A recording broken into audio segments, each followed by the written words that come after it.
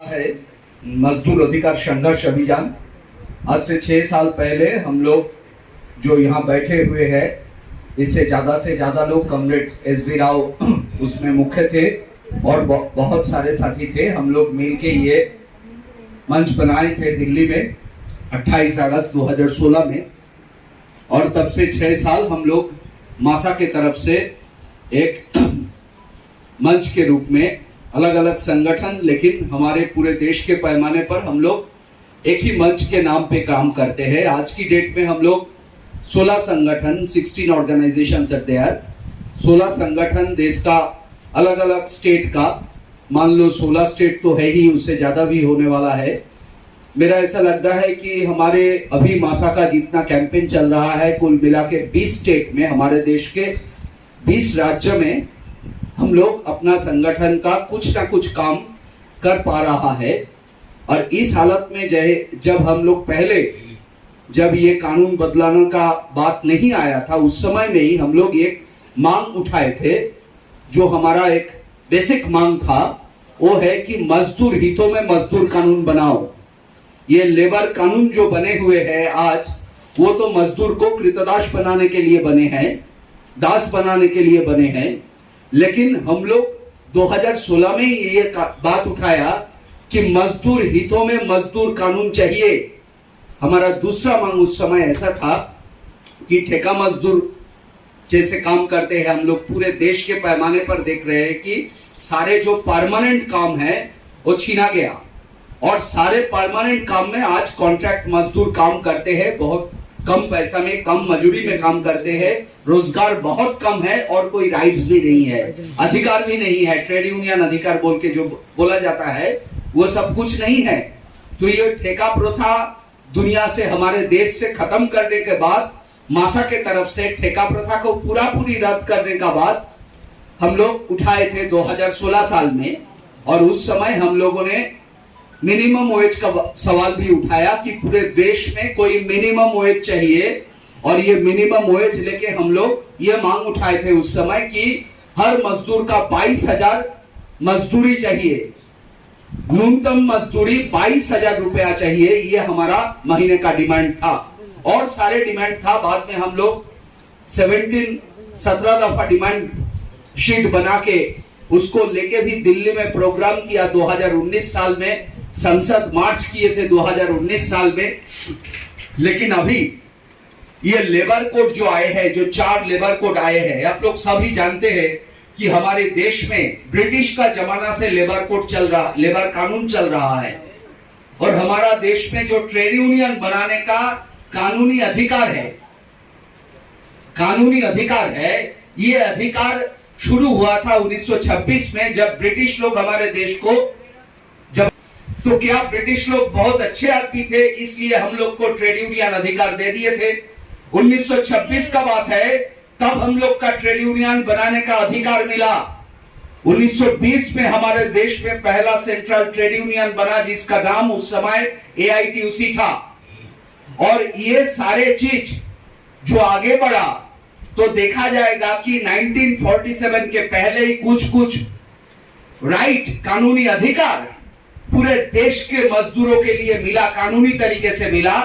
और 1947 के बाद, जैसे कॉमरेड बलाल ने अभी कहे के गया कि 1970 तक हम लोग देख रहे हैं कि ठेका मजदूर को किस तरीके से नियोग किया जाए, इसके ऊपर थोड़ा कुछ कानूनी तरीका लिया गया। और एक कानून भी तैयार हुआ था जिसका नाम है contract labour regulation and abolition act 1970। इतना ही नहीं है, जो निर्माण मजदूर यहाँ पर बैठे हुए हैं, जो कंस्ट्रक्शन वर्कर यहाँ पर बैठे हुए हैं, हमारे इंडिपेंडेंस बोल के जो बोला जाता है 1947 वाला, 15 अगस्त वाला, उसके 40 साल बाद 1996 में हमारे देश में पहला बार ये बिल्डिंग एंड अदर कंस्ट्रक्शन वाला मजदूरों के लिए पहला कानून बनाया था। लेकिन वो कानून कोई ट्रेड यूनियन राइट का नहीं है, सोशल सिक्योरिटी का है। और हमारे देश में 93% मजदूर असंगठित क्षेत्रों में काम करते हैं। असंगठित क्षेत्रों का मतलब है बीड़ी मानो, निर्माण मानो, ये सारे जो है, ये सारे कुछ जो असंगठित क्षेत्रों है, मैं उतना ज्यादा नहीं समय लूंगा, लेकिन ये असंगठित क्षेत्रों का मजदूर हमारे देश के पूरे मजदूर वर्ग के अंदर में 93% है। और ये 93% मजदूर के लिए पहला बार कानून हमारे देश में, वो सोशल सिक्योरिटी वाला कानून 2008 में बना। तो मान लो 1926 से 2008 तक जैसे चला, 1926 में जो दौर ब्रिटिश जमाना में कानूनी तरीके से शुरू हुआ और उससे चलते चलते 2008 तक इस देश में जो कानूनी तरीका चला, कुल मिला के 44 बोलते हैं, तो उसके अंदर से 29 को लेके नए तरीके से ये लेबर कोड बनाने का काम आज नहीं, जब मनमोहन सिंह पावर में आए 91 में हमारे देश में नए तरीके से शोषण शुरू करने का पूरा प्लानिंग बन गया। गैर चुक्ति में साइन करने के बाद, वो कांग्रेसी जमाना था, उसी समय से बात शुरू हो गया कि लेबर कानून को न्यू लिबरल तरीके से बनाना पड़ेगा। और 2002 साल में जो सेकंड लेबर कमीशन है, जो वाजपेयी का सरकार में बना हुआ था, वो उसको सही तरीके से इंप्लीमेंट कर नहीं पाए, लेकिन उसमें ही एंटी लेबर क्या क्या कोड बनेगा उसका मेन मुद्दा आने वाला था। 2004 से 2014 तक 10 साल का कांग्रेस जमाना चला। यूपीए 1 और यूपीए 2 तो जो सरकार चला, ये दो सरकार ने ठोस करके कोई ये चीज को पुट करने का उतना क्षमता इनके पास नहीं था।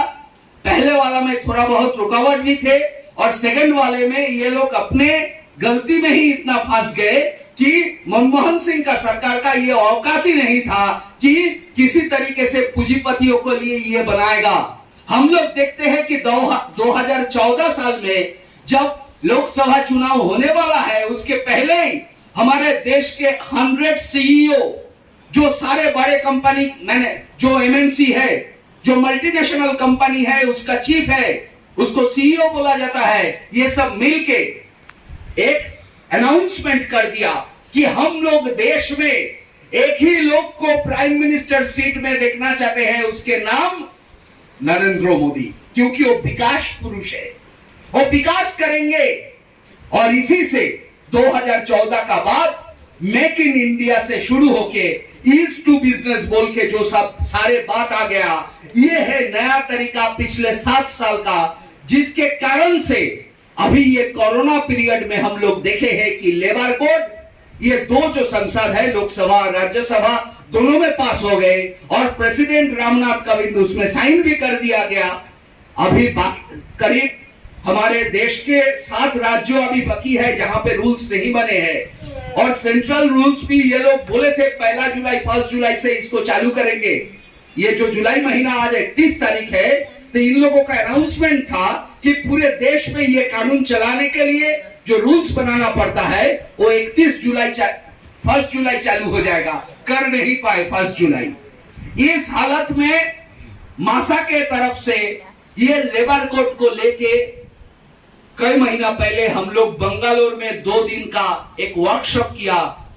हर देश की हर कोने से मजदूर आए थे, मजदूर साथी आए थे, ट्रेड यूनियन एक्टिविस्ट आए थे, और 2 दिन हम ये सेशन को चला के 4 लेबर कोड में क्या क्या चीज है वो हम लोग थोड़ा समझने का कोशिश किया। मेन मुद्दा क्या है, आज की डेट में भी जब हम लोग ये सदर्न रीजनल कन्वेंशन कर रहे हैं, तो इसमें भी 2-3 शब्द में इसको जिक्र करना चाहिए कि किसके विरोध में हम लोग अभी लड़ रहे हैं। हमारे यहाँ लड़ाकू साथी सब बैठे हुए हैं, तो ये लड़ाकू साथी किसको विरोध कर रहे हैं? हाँ, मोदी सरकार के बारे में बहुत बात आ चुके हैं। मैं तेलुगु नहीं समझता हूं, फिर भी कॉमरेड बलवान का बात में, कॉमरेड प्रोफेसर हरगोपाल जी के बात में कुछ बात तो आई है। मैं जिस तरीके से सुषमा ने उसको समाप्त किया, उस हिसाब से मैं समझता हूं कि उसमें आए हैं। लेकिन सवाल यह है कि हमारी मजदूर का जो न्यूनतम मजदूरी है, ये पुराना समय में फ्लोर लेवल में 176 रुपया था, और ये 176 रुपया आज के समय में एक मजदूर का फ्लोर लेवल मिनिमम वेज न्यूनतम मजदूरी होना चाहिए, ऐसा पुराना कानून था, पुराना लेजिस्लेशन था। और उसके बाद जब सेंट्रल गवर्नमेंट का लेबर डिपार्टमेंट इसको 375 रुपया करने के लिए कहा, तो मोदी का सरकार 2 साल पहले इसको 2 रुपया बढ़ाया और 178 रुपया करके फ्लोर लेवल जो न्यूनतम मजदूरी है उसको रख दिया। लेकिन अभी तक गेजेट नोटिफिकेशन उसका नहीं निकला। 176 अभी भी गैजेट नोटिफिकेशन है फ्लोर लेवल। इसका मतलब क्या होता है कि 176 के नीचे कोई मत दो, वो गैर कानूनी है, लेकिन 176 के ऊपर में तुम दे सकते हो। तो जब मालिक के पास 176 या 178 का लिमिट है, तो क्या जरूरत है एक मालिक के लिए कि वो 176 से ज्यादा देगा, 178 से ज्यादा देगा। और पूरे असंगठित क्षेत्रों में यही चल रहा है, पूरे असंगठित क्षेत्रों में यही चल रहा है। और इसके विरोध में हम लोग ये मांग उठाया मासा के तरफ से, 176, 178, 375 नहीं मानेंगे। एक दिन के काम के लिए 1000 रुपया हर मजदूर को देना पड़ेगा, ये आज की डेट पे मासा का मांग है। और पूरे महीने के लिए 26,000 देना पड़ेगा, ये आज के समय उनके खिलाफ हमारा मांग है। दूसरा बात यह है कि पहले 7 लोग मिलकर एक यूनियन बना सकते थे। पहले वो पब्लिक यूटिलिटी सेक्टर छोड़ के हर जगह पे मजदूरों का स्ट्राइक करने का अधिकार था, किसी को नोटिस देने का जरूरत नहीं था, सिर्फ पब्लिक यूटिलिटी सेक्टर में नोटिस देने का जरूरत था। अभी क्या बना दिया, पहले तो बना दिया कि स्ट्राइक जहां ही करोगे वहां पर 14 दिन पहले नोटिस देना पड़ेगा। सिर्फ नोटिस देने से नहीं चलेगा, अगर डिस्प्यूट भी बनेगा स्ट्राइक के ऊपर, तो डिस्प्यूट खत्म होने के पहले तुम स्ट्राइक इनिशिएट ही नहीं कर पाओगे, शुरू ही नहीं कर पाओगे। इसका मतलब है स्ट्राइक का अधिकार मजदूरों का जो आखिरी अधिकार है, ये अधिकार को छीन लिया है मोदी सरकार ने। और पीएफ और ये जो ले ऑफ लॉकआउट का बात है, इसमें भी इस टाइप का ही एटीट्यूड है कि मालिक लोग अपने तरीके से ले ऑफ लॉकआउट चलाएंगे, मालिक लोग किसी तरीके से यूनियन गठन करने नहीं देगा। पहले जो 7 आदमी का यूनियन था, हमारे देश में सब छोटा छोटा है ना, ज्यादा ही छोटा छोटा है, तो अभी बोलना शुरू किया कि 20 लोग जहां पर इलेक्ट्रिसिटी है और 40 लोग जहां पर इलेक्ट्रिसिटी नहीं है, वहां पर कोई छाटनी के लिए किसी तरीके का परमिशन नहीं लगेगा। 100 के ऊपर मैंने उसको इंडस्ट्री नहीं माना जाएगा, गलत बोला मैंने। ये 20 वाला और 40 वाला, विद इलेक्ट्रिसिटी 20 और विदाउट इलेक्ट्रिसिटी 40, ये जो फैक्ट्रीज है, ये फैक्ट्रीज को फैक्ट्री नहीं माना जाएगा। 20 के नीचे होगा विद इलेक्ट्रिसिटी और 20 के ऊपर 40 तक होगा विदाउट इलेक्ट्रिसिटी, उस पे कोई लेबर लॉ नहीं चलेगा। और जहां पर यह था कि 100 लोगों का ऊपर कोई जगह पे मजदूर है, तो वहां पर कोई किसी को छटनी करने के लिए, कोई मजदूर को छटाई करने के लिए सरकार से अनुमति लेना पड़ता है। लेकिन अभी कानून आ गया कि 300 अगर संख्या है तो कोई अनुमति नहीं लेना पड़ेगा। इसका मतलब क्या हो गया, आप सारे आसपास देखिए कितने सारे संगठन है, कितने सारे इंडस्ट्री है जिसमें 300 से ज्यादा मजदूर काम करते हैं। ज्यादा से ज्यादा मजदूर सब छोटा छोटा फैक्ट्री में काम करते हैं, और मालिक लोग तो ये अगर मिल गया तो 300 से कम रखेगा, 299 रखेगा, 290 रखेगा, 270 रखेगा, और बाकी लोगों को किसी तरीके से भगा देंगे। इस तरीके से मजदूर को छटाई करने का पूरा राज मिल गया मालिक लोगों के हाथ में। इतना ही नहीं है, अभी तक जो कारखाने में काम होता है उसमें स्थायी काम के बाद था, कौन सा स्थायी काम है, कौन सा ठेका काम है, कौन सा कैजुअल है, ये सब लेके कैटेगरी था। कानून में लिखा हुआ है कि कॉन्ट्रैक्ट वर्कर क्या है, कैजुअल लेबर क्या है, परमानेंट वर्कर क्या है, वर्कमैन का डेफिनेशन क्या है। उसमें एक चीज नया घुसा दिया, उसका है फिक्स टर्म एम्प्लॉयमेंट। ये 6 नंबर घुसा दिया। फिक्स टर्म एम्प्लॉयमेंट का मतलब क्या है, मान लो तुमको ये कारखाना में गए हो काम करने के लिए, तुम्हारा साथ मालिक ने एग्रीमेंट कर दिया कि तुम्हारा फिक्स टर्म एम्प्लॉयमेंट 5 साल का है, तो 5 साल का ही तुम्हारा काम है, 5 साल के बाद तुमको धकल के निकाल देगा। तो कोई गैर कानूनी काम नहीं है। कोई 58 साल या 60 साल का जो नौकरी का सवाल था, पुराना स्थायी नौकरी का जो सवाल था, ये हमारे देश में पूरा खत्म करने वाला है ये हालत में। और ठेका मजदूरों में क्या आया कि पहले प्रिंसिपल एम्प्लॉयर था, अभी प्रिंसिपल एम्प्लॉयर को हटा के ठेकेदार के ही ऊपर सारे जिम्मेदारी, वही सारे जिम्मेदारी निभाएंगे, इस टाइप का करके देता है। प्रिंसिपल एम्प्लॉयर का कोई जिम्मेदारी ठोस करके नहीं रहेगा। ये सारे चीज में प्रिंसिपल एम्प्लॉयर का देखने का कुछ नहीं है। इतना सारे कुछ है ये 4 लेबर कोड में। सबसे बड़ा चीज क्या है कि सोशल सिक्योरिटी वाला जो चीज है, वो सोशल सिक्योरिटी वाला चीज में सारे कुछ कट के दे रहे हैं। सोशल सिक्योरिटी कौन सा है? कैसे नाइट शिफ्ट में एक महिला मजदूर काम करेंगे और उसका सोशल सिक्योरिटी क्या है, उसके बारे में कुछ नहीं लिखा हुआ है। और हम लोग को यह दिमाग में रखना पड़ेगा कि हमारे देश में जो नया मजदूर आ रहे हैं, मान लो स्कीम में जो काम करते हैं, जो खाना देने, घर में खाना सप्लाई करने का काम करते हैं, ओला उबर चलाते हैं, इसको गिग वर्कर बोलते हैं, प्लेटफॉर्म वर्कर बोलते हैं। हम तो वर्कर मानते हैं, हम उसको मजदूर साथी मानते हैं, लेकिन सरकार इसको मजदूर मानने के लिए तैयार नहीं है, इसको पार्टनर बोलते हैं। और हमारे देश में करीब 3 करोड़ मजदूर ऐसे होने वाला है देश के पैमाने पर, जिसका ये अधिकार नहीं रहेगा कि किसी तरीके से इसको हम लोग बता पाएंगे कि ये वर्कर है, क्योंकि वो वर्कर कैटेगरी में नहीं है। तो मान लो इतना सारे कुछ वो लेके आए हैं, मैं और बोल सकता हूं, टाइम उतना नहीं है, लेकिन क्या इससे साबित नहीं हो रहा है कि ये कितना मजदूर विरोधी है? जैसे किसान विरोधी था तो किसान लोगों ने रास्ते में उतार के उसको रोका, वो वापस लेने मजबूर हो गए सरकार, नरेंद्र मोदी का सरकार। आज क्या हमारे सामने, मजदूरों के सामने ये चुनौती नहीं है कि अगर इसको हम विरोध नहीं करेंगे, इसको हम रुकावट नहीं लाएंगे इसके ऊपर, तो कैसे जिएंगे मजदूर लोग पूरे देश के पैमाने पर? ये सवाल लेके मासा आज की डेट में लड़ाई में उतरे हैं। मासा के सामने 1947 के बाद इतना बड़ा अटैक हमारे देश के मजदूरों के ऊपर कोई नहीं किया।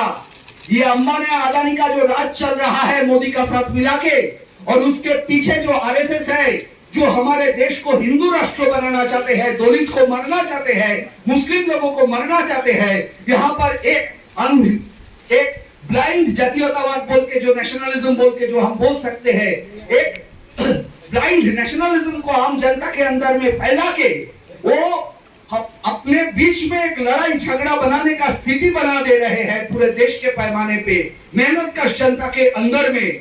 ये चीज जो है ये एक पूरा डिजाइन है, जिस डिजाइन से सिर्फ मुनाफा करेंगे। ये कोरोना पीरियड में 1 घंटा में अंबानी ने घंटा मुनाफा किया, 1 घंटे में मुनाफा किया 80 करोड़ रुपया। 80 करोड़ रुपया, याद करिए कि कितने लोग रास्ता में चले उस समय में, और 80 करोड़ रुपया अंबानी घर में बैठ के प्रॉफिट कर रहे हैं मजदूरों को खून चूस के। तो ये जो अंबानी अदानी का राज है, ये जो कॉर्पोरेट राज है, और उसके साथ बीजेपी सरकार जिस तरीके से है, सिर्फ बीजेपी सरकार का सवाल नहीं है, यहाँ का केसीआर सरकार क्या कर रहे हैं, हम सुन रहे थे कि यहाँ का जितना लैंड है वो लैंड कैसे वो ग्रैब करके वो लैंड ले लेके, दलित से ले लेके, किसी तरीके से उसको हटा के, कानून बदल के उसको हटा के, लैंड से हटा के अभी वो लैंड कैपिटलिस्ट को दे रहे हैं ये केसीआर सरकार। बंगाल में ममता सरकार देवचा पचामी बोल के एक कोल ब्लॉक बनाया, वहां पर फरक्का बोल के एक जगह है गंगा नदी के पास, वहां पर अदानी बांग्लादेश में जो पावर लेके जाएंगे, जो अदानी ग्रुप का बात हो रहे थे कि बांग्लादेश में वो पावर इलेक्ट्रिसिटी बिजनेस करेंगे, तो वो पावर लेके जा रहे हैं, और उसमें गांव में जो खेती है, जो मैंगो ट्रीज है, जो सारे बागान है, उसको पूरा खत्म करके वहां से हाई टेंशन लाइन लेके जा रहा है। और उसके विरोध में जब वहां का गांव का आम मजदूरों ने लड़ाई कर रहे हैं, तो ममता बनर्जी का सरकार उसको रिप्रेशन करते हैं, झूठा कानूनी कार्रवाई करते हैं उसके विरोध में। ये इधर में केसीआर है, उधर में देखो तो तमिलनाडु में दूसरा कोई सरकार है, बंगाल में देखो तो ममता बनर्जी का सरकार है। हर जगह पर स्टेट गवर्नमेंट भी ऐसा है जो मजदूरों का हित में नहीं है, जो मजदूरों का दोस्त नहीं है। ये सिर्फ मोदी का सवाल नहीं है, मोदी तो सबसे बड़ा चीज है, आरएसएस बीजेपी का जो फैसिस्ट रेजिम है वो तो सबसे मुख्य चीज है, लेकिन इसके साथ हाथ मिला के बाकी सारे सरकार चला रहे हैं कैपिटलिस्ट लोगों के लिए, मजदूरों के लिए नहीं। और इसके विरोध में लड़ने वाला कौन है, इसके विरोध में 1-2 दिन के लिए स्ट्राइक करने वाला कौन है? हम देखते हैं सीटू 1 दिन का स्ट्राइक किया, एआईटीयूसी 2 दिन का स्ट्राइक किया, ऐसा कुछ चलता है। लेकिन इसको लेके एक लगातार लड़ाई, एक लगातार संग्राम, जिस संग्राम से इसको बदल सकते हैं, ये चुनौती को हम लड़ सकते हैं, ये सिचुएशन को हम बदल दे सकते हैं। ऐसा कोई लड़ाई देश के पैमाने पर कोई ट्रेड यूनियन जो सेंट्रल के नाम पे है वो कोई नहीं लड़ रहा है, लेकिन उनके अंदर में बहुत सारे आम मजदूर अभी भी जुड़े हुए हैं जो सोचते हैं उनका लीडरशिप कुछ करेगा, लेकिन लीडर लोग बिका हुआ है। ये लीडर लोग बिका हुआ है और इस हालत में अगर नया मजदूर वर्ग किसी तरीके से अपना लड़ाई को आगे नहीं बढ़ेंगे तो हमारे ऊपर जो बोझ बढ़ रहे हैं, हमारे ऊपर जो शोषण बढ़ रहे हैं, हमको दास बनाने का जो नया कानून बनाया है, इसको हम रोकेंगे कैसे? आम मजदूरों को रोकना पड़ेगा। पूरे देश के पैमाने पर संगठित असंगठित क्षेत्रों का हर मजदूर को इकाई बना के इसको रोकना पड़ेगा और इसी कारण के लिए हम लोग मासा बनाए हैं। 20 राज्यों में 16 संगठन, अगले दिन में ये 20 संगठन बन सकता है। हम लोग मिलके एक कॉमन मंच बना के मजदूर अधिकार संघर्ष अभियान को संघर्ष के रूप में आगे बढ़ाएंगे, संघर्ष में जीतेंगे। हम लोग स्टैप करेंगे लेबर कोड को। इसी उम्मीद के साथ ये लड़ाई में ये सदर्न रीजन का सारे साथियों को, जितना घटक संगठन है, सबको लाल सलाम देते हुए मेरा बात खत्म करते हैं। इनकलाब जिंदाबाद, जिंदाबाद जिंदाबाद जिंदाबाद।